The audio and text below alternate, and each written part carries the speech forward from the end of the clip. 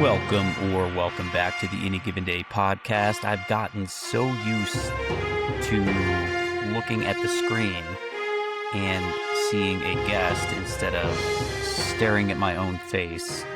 So a little bit strange today to not have a guest, but it is an episode instead that we are going to do in honor of somebody who I had not yet invited, but was certainly on the short list. And to be honest, the main reason that I had not asked them to come on is that I wanted to get the episode, or excuse me, the show, the podcast, to a place where I felt it was worthy of his time. And there's an irony there because in reality, his time ended up being considerably more limited than I had anticipated. And I have no doubt he would have happily given up his time to come on, and no doubt way too humbly hesitated to share his story, only because I don't think that he realized just how special it is. But today we're doing this episode in memory of Rob Wadleigh.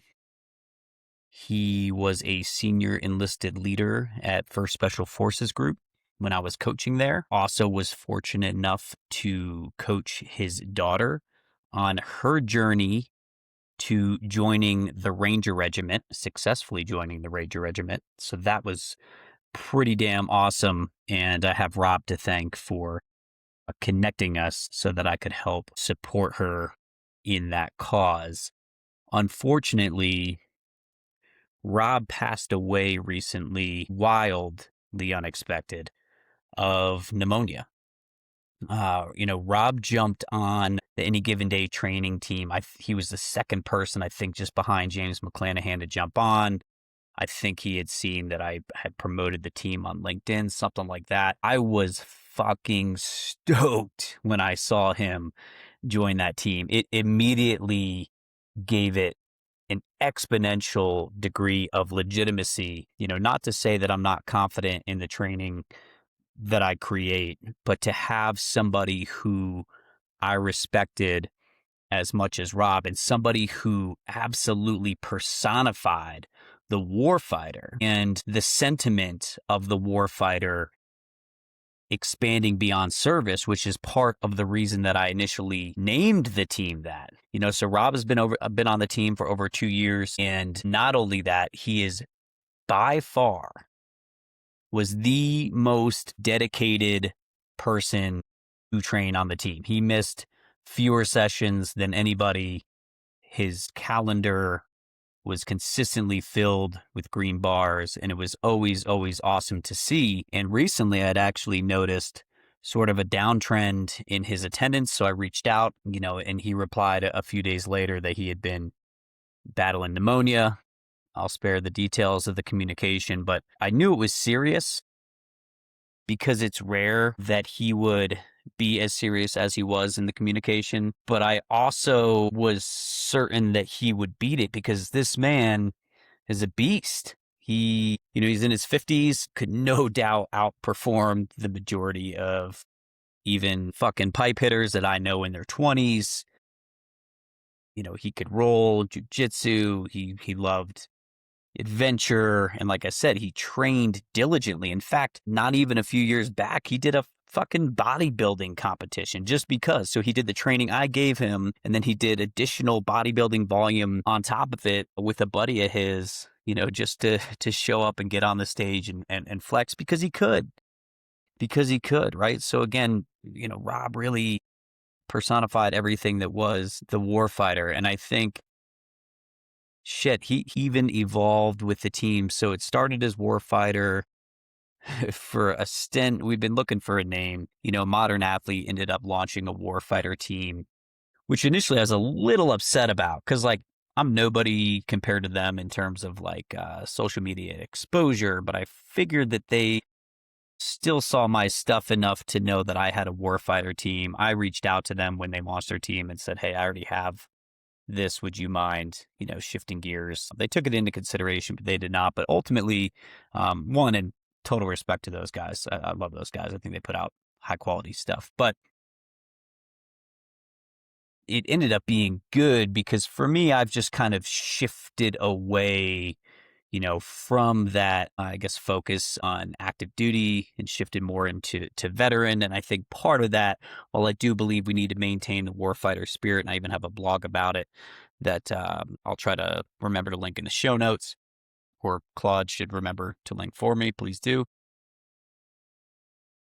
Anyway, all that to say, while we do want to continue to embody that spirit, I think we also need to look at, life beyond service. And I'll certainly say that Rob is somebody who was making the most of those days beyond service. And it's pretty awesome to witness, mostly from other people tagging him on Facebook, because he wasn't much of a self-promoter. In fact, the thing that immediately comes to mind anytime I think about Rob is how he would put in the comments of an exercise like back squat, front squat, for example. He was on the cusp of a double hip replacement, and so he typically wouldn't do bilateral squatting, and he would always make a comment about that he was battling genetic weakness, or he would say like, oh, my genetic weakness wouldn't allow for this. But then, what he would put instead? He would do a loaded rear foot elevated split squat, which is arguably considerably more difficult.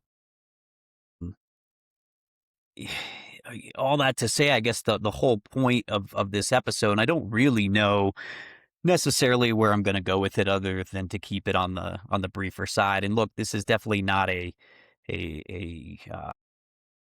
sad type of episode. Instead, I think it's again in the spirit of Rob. I think this is all about attacking your weakness. In fact, I went through some of the comments and some of the message exchanges that Rob and I had over the years.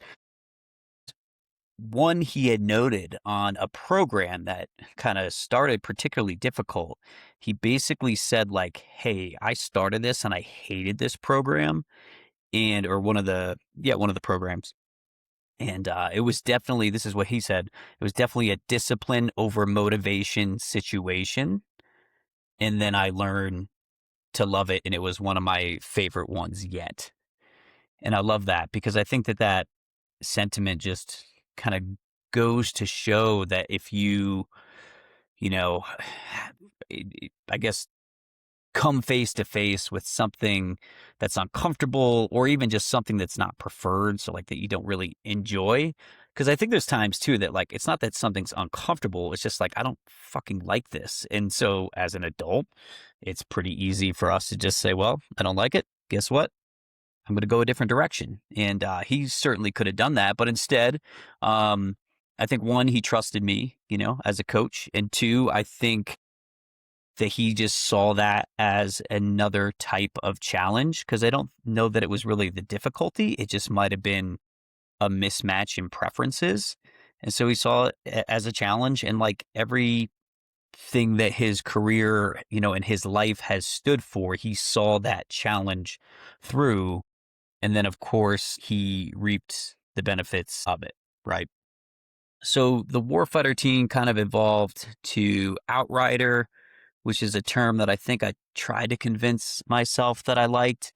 And funny enough, it ended up landing, and the team doesn't even really know this yet, but right now I'm upgrading the website. I'm really trying to do just a better job on kind of the business side of the house for any given day. And so I recognize that like the training team in particular, the landing page and some of the other things just don't hold a candle to the training itself, right? Which is probably good. It means that I'm putting my focus where it belongs, which is in creating quality training for the folks on the team.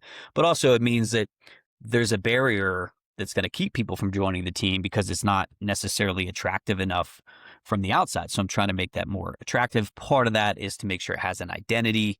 And so where the name has landed is actually something that first came to mind in my early days of mountain biking.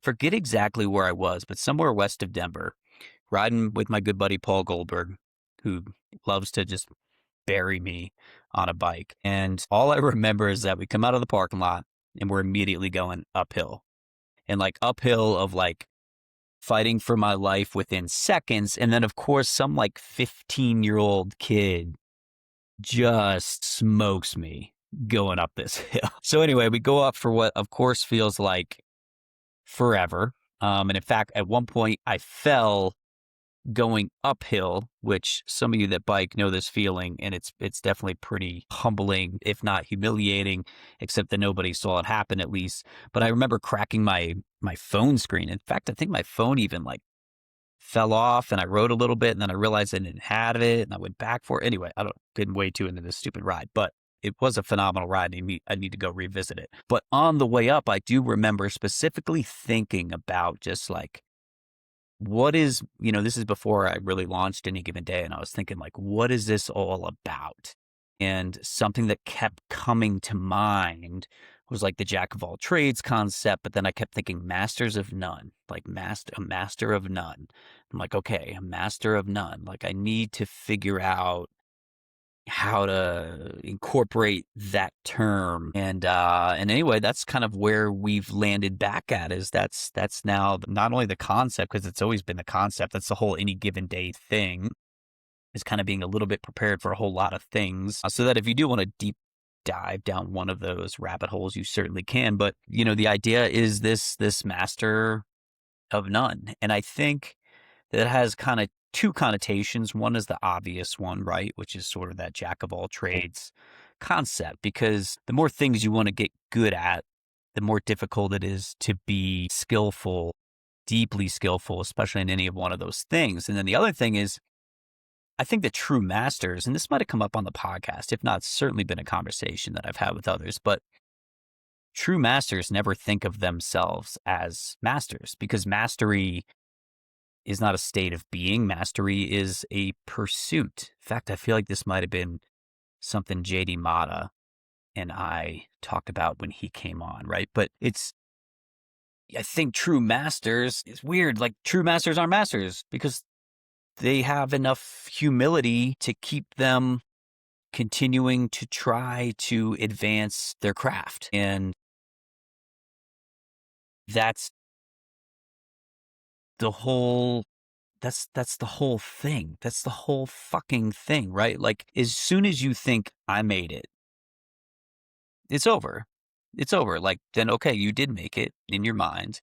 And now you either need to move on to the next thing, or you're just going to stagnate. You're going to be stuck where you are for the remainder of time, right? So all that to say, team name has landed back at that concept of master of none. And I'm still even going back and forth on whether it's master of none or masters of none, because obviously masters plural, but I also like the concept of a team being unified in a singular fashion. And any hesitation I had about the master or masters of none concept is, I think certainly been eliminated now as I kind of look back through conversations with Rob, and I think about his, participation on the team, and I think about how meaningful that it was to have somebody who probably from the outside we could call a master trust me with his training. And in fact, one comment that I had seen with regard to his passing that I thought was the most powerful and the ultimate compliment that you could ever give somebody who was an operator was something along the lines of, Rob Wadleigh was the Green Beret that we all were trying to be. There's no way to expand on that. There's no need to unpack that. I think that is the most powerful, honest compliment that you could ever give somebody in a military unit. And from what I know, which is limited, it's definitely well earned, to say the least. So when I first was thinking about the topic of this podcast, I was originally thinking about, like do the thing. Like, don't wait. And in part because, I hesitated in reaching out, asking Rob if he would come on the podcast, because I wanted to get it to a place where it felt ready and worthy of hosting him. The truth is, like, you'll never get it to that place, right? Because again, in the pursuit of mastery, we're never going to be satisfied with where something is. So of course, I wish that I hadn't waited. I wish I would have asked him to come on and to share his story. And of course, in his passing, I'm reminded of how, life is. And in fact, another friend who I didn't know nearly as well, had passed several months back. And I remember seeing the, kind of cliched quote of, graveyards being full of men who thought they had more time. And so that definitely comes to mind, like, do the thing. Travel, go for the ride, go see the person you've been meaning to see. Like, say yes to the opportunity, whatever it is. Like in my case, put down the fucking shovel and wheelbarrow and rocks and housework long enough to make sure you also go live and enjoy your life.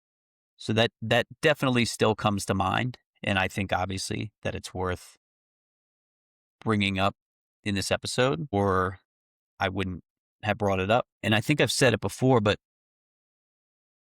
there's a lot of us who probably had some acceptance or some assumption almost that we would die in a combat setting.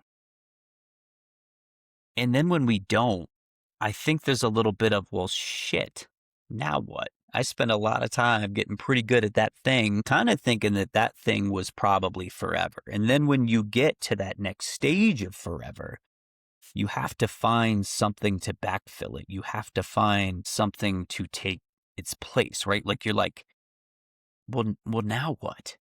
Well, find something new to go explore. Find something new to challenge you. For any given day, we call that, touching the flame. Like, continue to touch the flame, not in a reckless way, but it's still there, and it's still tempting us, and it's still asking us to put ourselves in a position where we pursue something that we might not ever grasp. And when we do grasp it, or in trying to grasp it, yeah, we might get burnt. At the end of the day, these days are limited. I'd rather get burnt in pursuit of something badass than just sit here in the safety of a mundane everyday life. You are living your story right now, whether it's ever shared or it's ever written. While you're alive, it is going to be written and it is going to be shared when you pass.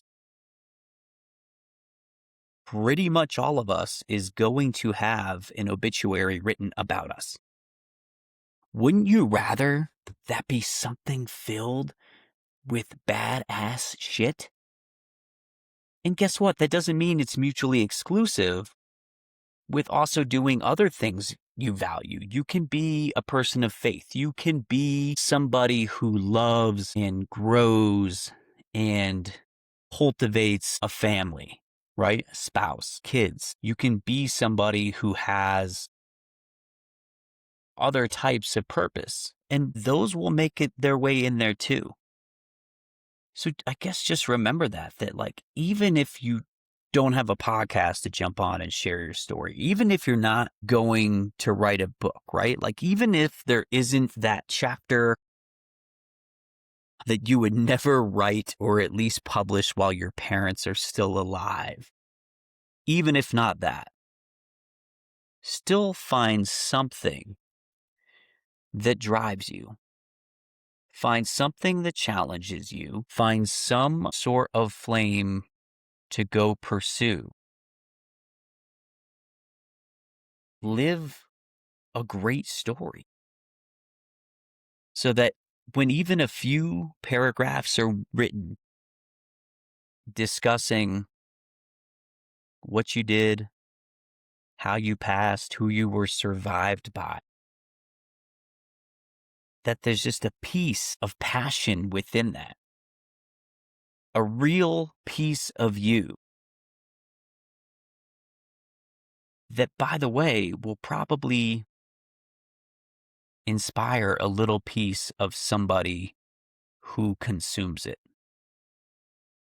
Somebody will look and somebody will say, shit, they did something. I better make sure that I do something before I don't have any time left to do it. And I say this as, right now, shit, we're thinking about international travel. Long overdue. But guess what? Gas prices right now, holy shit. Jet fuel, holy shit. Airline tickets, international, holy shit. But you can't take anything with you when you're gone.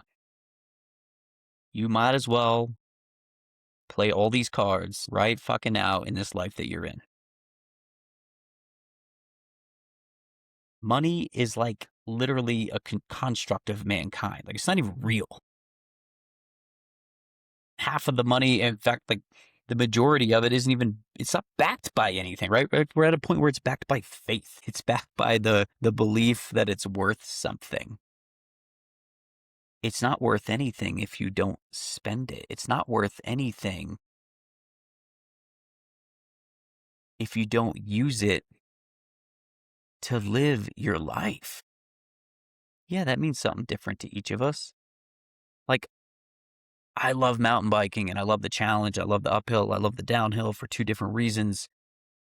But also when I look on, Instagram and I see somebody doing insane jumps, I don't think like, oh, I got to do that. I got to get there. I got to get to that level to feel like I've made it. No, what I have to do is continue to put myself on rides and in situations that make me feel alive. And that is a relative thing. That is a relative concept. What makes me feel alive and what makes that person that I'm watching on Instagram feel alive are two totally different types of rides.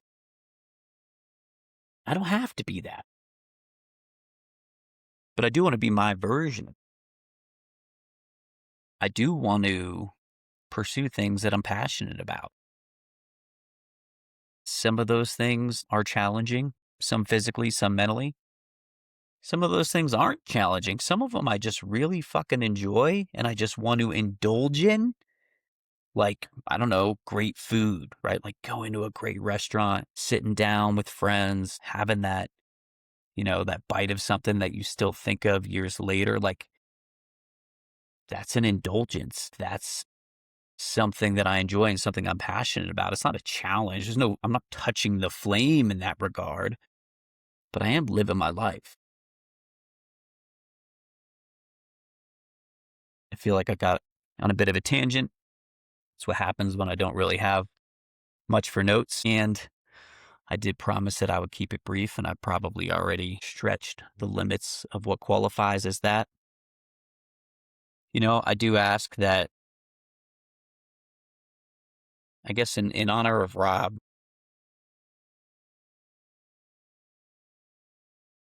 take something this week. Take something before you forget about this podcast. Something that you suck at. What are your genetic weaknesses? Some kind of weakness anyway. And target it. Like, intentionally throw yourself at something that you suck at. It doesn't have to be physical. It doesn't even have to be something deep. Maybe you suck at baking brownies. Get your ass in the kitchen, throw on a little apron and your oven mitts, go bake some fucking brownies. I don't care what it is. Find a weakness within yourself. We all have them. Most of us suck at a lot more things than we're good at. Approach it with humility, but also aggression. Don't just accept it. I know it's popular for us to lean into our strengths, and I do think that we should touch them. We should maintain them. Like, yeah, it's easier to keep the fire going when it's already lit. But it doesn't mean that sometimes we can't just rub two fucking sticks together until our hands turn into hamburger meat, just trying to get better at something.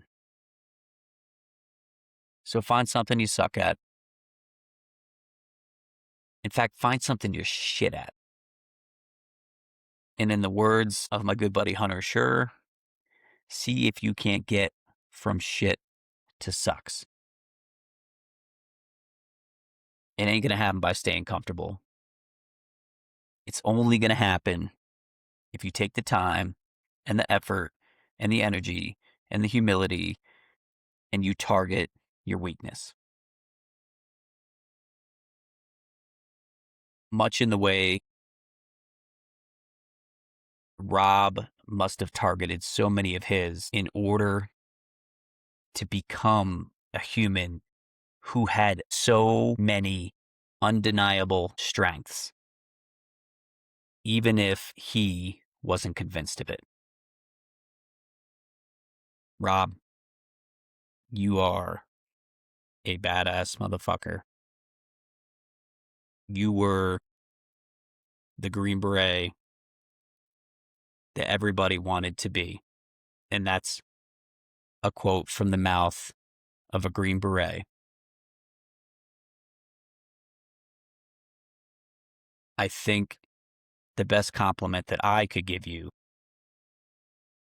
is that you are truly a master of none.